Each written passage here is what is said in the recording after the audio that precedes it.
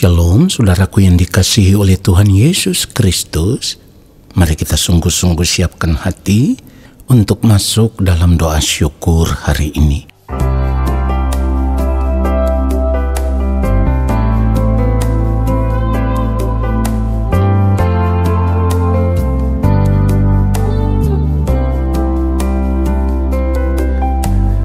Selidikilah aku, ya Allah,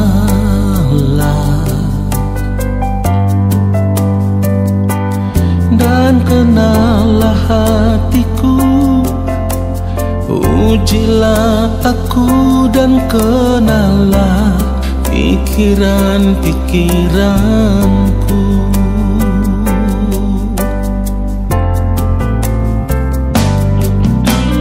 Selidikilah aku, ya Allah, dan kenallah hatiku, ujilah aku dan kenallah pikiran-pikiranku.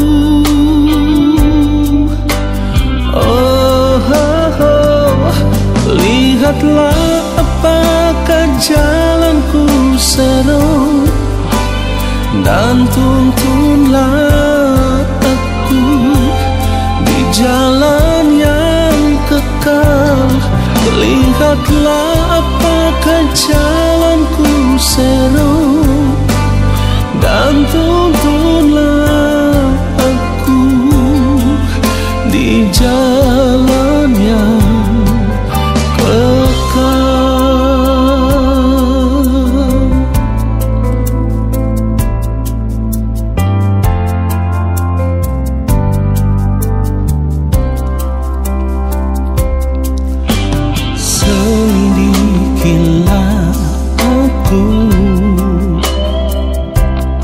ya Allah, dan kenallah hatiku, ujilah aku dan kenallah pikiran-pikiranku.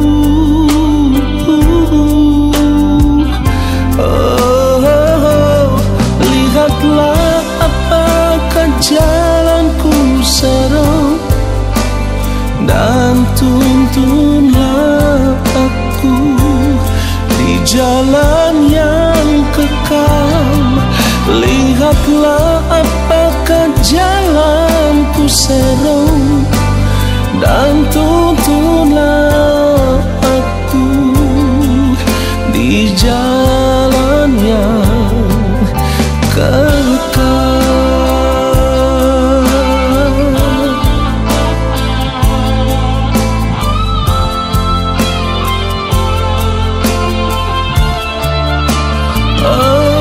Lihatlah apakah jalanku seru, dan tuntunlah aku di jalan yang kekal. Lihatlah apakah jalanku seru, dan tuntunlah aku di jalan yang kekal, dan tuntunlah aku di jalan yang kekal.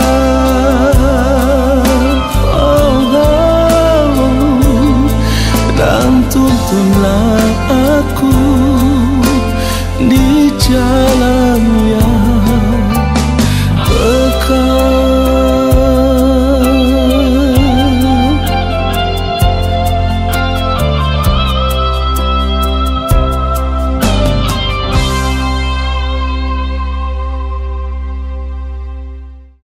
Mari kita berdoa. Yang Maha Kudus, Allah Bapa kami yang ada di dalam kerajaan sorga, kami ada di hadapan-Mu ya Allah, di dalam hadirat-Mu. Kami merindukan lawatan Tuhan. Kami menanti-nantikan firman-Mu. Kami percaya lewat kuasa firman-Mu kami dijamah, kami diubah, kami dibaharui. Roh Kudus Tuhan mengurapi kami, bahkan mengajar kami untuk mengerti setiap kebenaran firman yang kami dengar. Lalu kami mau hidup seturut dengan firman-Mu ya Bapa. Di dalam nama Tuhan Yesus Kristus kami berdoa dan kami siapkan hati untuk menerima kebenaran firman Tuhan saat ini. Amin. Saudara yang dikasihi oleh Tuhan Yesus Kristus, ketika kita hidup sebagai orang Kristen atau orang percaya, kita mengerti bahwa kita adalah anak-anak Allah. Benar, kita adalah anak-anak Allah. Tetapi persoalannya adalah selama ini yang penting kita sudah mengaku diri sebagai anak-anak Allah, kita merasa kehidupan kita sudah aman, kehidupan kita baik-baik saja. Sehingga selama ini kalau harus jujur, kita tidak pernah memperkarakan keberadaan hidup kita sebagai anak-anak Allah. Maksudnya begini, kalau kita tahu di dalam Yesus kita ini adalah anak-anak Allah, seharusnya kita memperkarakan keadaan kita sebagai anak-anak Allah.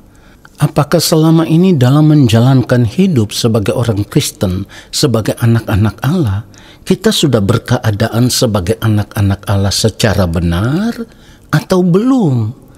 Atau ternyata tanpa kita sadari, kita masih hidup dengan cara hidup anak-anak dunia, bukan anak-anak Allah. Sebab kalau kita hidup berkeadaan sebagai anak-anak Allah, berarti kehidupan kita saat ini sudah harus terlihat serupa dengan Yesus. Mari kita periksa hidup kita. Apakah saat ini kita sudah serupa dengan Yesus? Dan biasanya, kalau dikatakan apakah kita sudah serupa dengan Yesus, pasti ada yang menjawab belum. Kalau kita jawab belum, pertanyaannya, hal apa yang membuat sampai saat ini kita belum serupa dengan Yesus? Jawabannya sebenarnya sederhana. Kita belum serupa dengan Yesus karena kita masih nyaman, kita masih mau hidup dengan cara hidup anak-anak dunia, saudaraku. Kita tidak mau berjuang untuk berubah. Padahal firman Tuhan katakan dengan sangat jelas, kita tidak boleh serupa dengan dunia ini. Di dalam Roma 12 ayat 2, firman Tuhan katakan, janganlah kamu menjadi serupa dengan dunia ini, tetapi berubahlah oleh pembaharuan budimu, sehingga kamu dapat membedakan manakah kehendak Allah, apa yang baik, yang berkenan kepada Allah, dan yang sempurna. Jadi kalau saat ini kita mengaku kita belum serupa dengan Yesus, ini adalah satu pembuktian kita belum serupa dengan Yesus itu karena sampai saat ini kita masih hidup dengan cara hidup dunia. Kita masih serupa dengan dunia. Pertanyaannya sekarang, kalau sampai detik ini ketika saudara mendengarkan kebenaran firman Tuhan ini, hidupmu belum serupa dengan Yesus, pantaskah engkau mengakui diri sebagai anak-anak Allah? Saudaraku, kalau sampai detik ini kita belum serupa dengan Yesus, kita tidak layak mengakui diri kita ini sebagai anak-anak Allah. Saudara, perhatikan ini. Orang percaya yang layak menjadi anak-anak Allah itu adalah orang percaya yang sudah tidak lagi mencintai dunia ini, sudah tidak lagi bersahabat dengan dunia ini, sudah tidak lagi hidup serupa dengan dunia ini. Saudaraku, kalau hari ini kita tidak serius memperkarakan akan kehidupan kita sebagai anak-anak Allah, kita tidak pernah mau berjuang untuk menjadi anak-anak Allah secara benar. Lalu waktu Tuhan tiba bagi kita, maka pada akhirnya ketika kita menutup mata, Allah akan menolak kita. Allah tidak pernah mengenal kita sebagai anak-anaknya. Sebab orang-orang yang akan dikenal oleh Allah sebagai anak-anaknya adalah orang-orang yang batiniannya, hidupnya itu ditemukan benar-benar serupa dengan Yesus. Nah, tetapi selama ini kita tidak pernah mau serius memperkarakan akan hal ini. Kita menganggap hidup serupa dengan dunia itu biasa. Kan kita masih ada di dunia ini. Nanti saja kita baru berubah menjadi anak-anak Allah yang benar kalau kita sudah berada di kekekalan. Saudaraku, kalau pemikiranmu seperti itu, engkau sedang menipu dirimu sendiri. Engkau sedang menyesatkan dirimu sendiri. Engkau sedang menggiring kehidupanmu untuk berjalan ke dalam kebinasaan kekal. Mari kita sadar akan hal ini. Sebab anak-anak Allah itu sejak masih di dunia ini sudah harus benar-benar berkeadaan sebagai anak-anak Allah. Hidup dalam ketaatan, hidup takut akan Tuhan, hidup suci, hidup dalam kekudusan, hidup benar-benar benar di hadapan Allah, saudaraku. Saudara perhatikan baik. Saya harus katakan ini dengan tegas. Kalau sampai saat ini engkau tidak mau berubah, engkau masih tetap hidup mencintai dunia ini, hidup sama seperti anak-anak dunia pada umumnya, kehidupanmu ada dalam bahaya.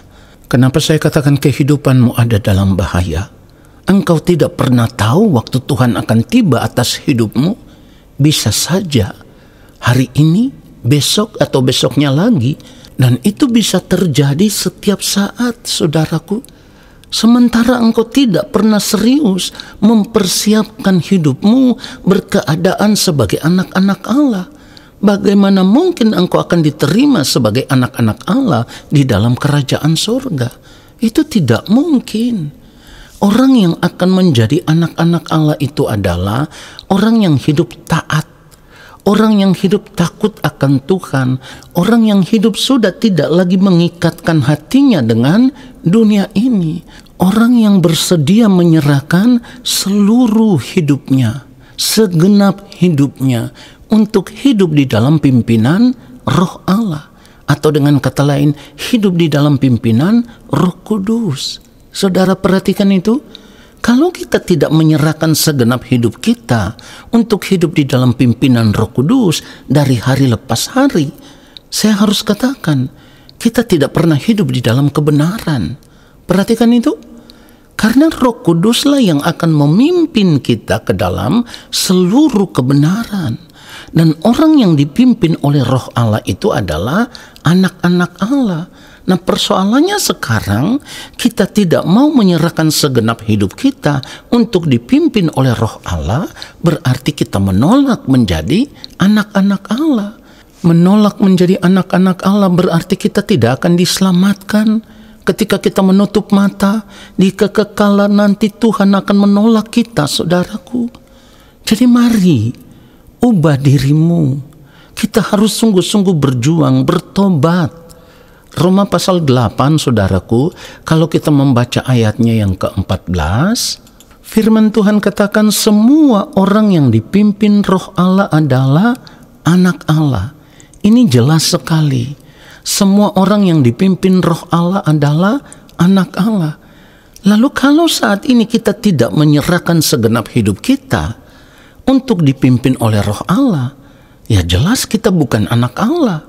Saudara bisa saja berkata, kita kan masih hidup di dunia ini, wajarlah kita hidup menikmati dunia ini. Saudaraku, kalau engkau memiliki pola pikir yang seperti itu, artinya engkau tidak bersedia menjadi anak-anak Allah. Firman Tuhan sangat jelas berkata, semua orang yang dipimpin Roh Allah adalah anak Allah. Saudara perhatikan ini. Kalau kita memiliki pola pikir kita kan masih hidup di dunia ini, wajarlah kita hidup menikmati dunia ini. Dengar baik, saya harus katakan ini dengan tegas. Ketika engkau hidup menikmati dunia ini, berarti engkau hidup di dalam daging. Ya, sekali lagi saya ulang, ketika engkau hidup menikmati dunia ini, berarti engkau hidup di dalam daging atau engkau hidup menurut daging. Padahal firman Tuhan katakan, kalau kita membaca Roma pasal 8 ini ayat 13, sebab jika kamu hidup menurut daging, kamu akan mati. Tetapi jika oleh Roh kamu mematikan perbuatan-perbuatan tubuhmu, kamu akan hidup. Jadi mana mungkin, saudaraku, Engkau bisa berkata, wajarlah kita masih hidup di dunia ini. Jadi kita boleh menikmati hidup dunia ini. Orang yang hidup menikmati dunia itu sama dengan hidup menurut daging. Firman Tuhan katakan, jika kamu hidup menurut daging, kamu akan mati. Saudara perhatikan itu. Kata mati di sini menunjuk kepada kematian yang kedua. Bukan kematian kita secara fisik lalu dikuburkan, bukan. Kata mati di sini menunjuk kepada kematian yang kedua. Artinya engkau tidak akan diselamatkan.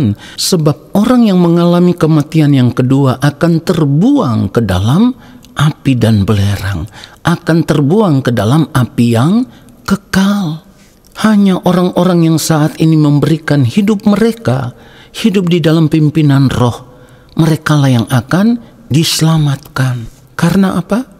Karena memang firman Tuhan katakan Roh Kudus itu memimpin kita ke dalam seluruh kebenaran. Jadi kalau kita hidup dalam pimpinan roh, setiap hari di sepanjang hari hidup kita, apapun yang kita lakukan dalam pimpinan kuasa Roh Kudus akan dipandang benar di hadapan Allah Bapa di sorga. Jadi sekarang saudara mau memilih yang mana? Terbuang ke dalam api neraka, apa diterima di dalam kerajaan sorga? Pilihan ada di tanganmu saudaraku. Tetapi saya harus katakan, bertobatlah sebelum terlambat. Jangan sampai engkau dilemparkan ke dalam api neraka. Biarlah kebenaran firman Tuhan ini menyadarkan kita semua. Amin. Mari kita berdoa. Terima kasih Bapa untuk kebenaran firman-Mu yang sungguh menyadarkan kami. Kami harus jujur. Terkadang selama ini kami masih hidup mengikuti keinginan-keinginan diri kami. Kami masih hidup serupa dengan dunia ini. Ampunilah kami ya Bapa. Belas kasihanilah kami ya Allah. Kami mau mengambil keputusan untuk merubah diri kami. Kami mau menyerahkan segenap kehidupan kami untuk hidup di dalam pimpinan kuasa Roh Kudus. Supaya pada akhirnya di ujung kehidupan kami nanti, Engkau boleh mengenal kami sebagai anak-anak-Mu ya Allah. Terima kasih Bapa untuk firman-Mu yang menyadarkan kami dan memberkati kami. Saat ini kami semua mau mengangkat tangan di hadapan Bapa di sorga. Kami percaya Engkau akan menurunkan tangan dan memberkati kehidupan kami. Saudaraku, arahkanlah hatimu tertuju kepada Tuhan dan terimalah berkat-Nya. Segala berkat kasih karunia daripada Allah Bapa di sorga, rahmat cinta kasih yang berlimpah-limpah dari Tuhan Yesus Kristus, di dalam persekutuan yang manis dengan Roh Allah yang kudus, turun atas kehidupanmu, menyertai langkah hidupmu, dan memberkati hidupmu sekarang dan sampai selama-lamanya. Amin. Saudara, terima kasih sudah mengikuti doa syukur hari ini. Sampai jumpa dalam doa syukur besok hari. Tuhan Yesus memberkati kita semua. Shalom.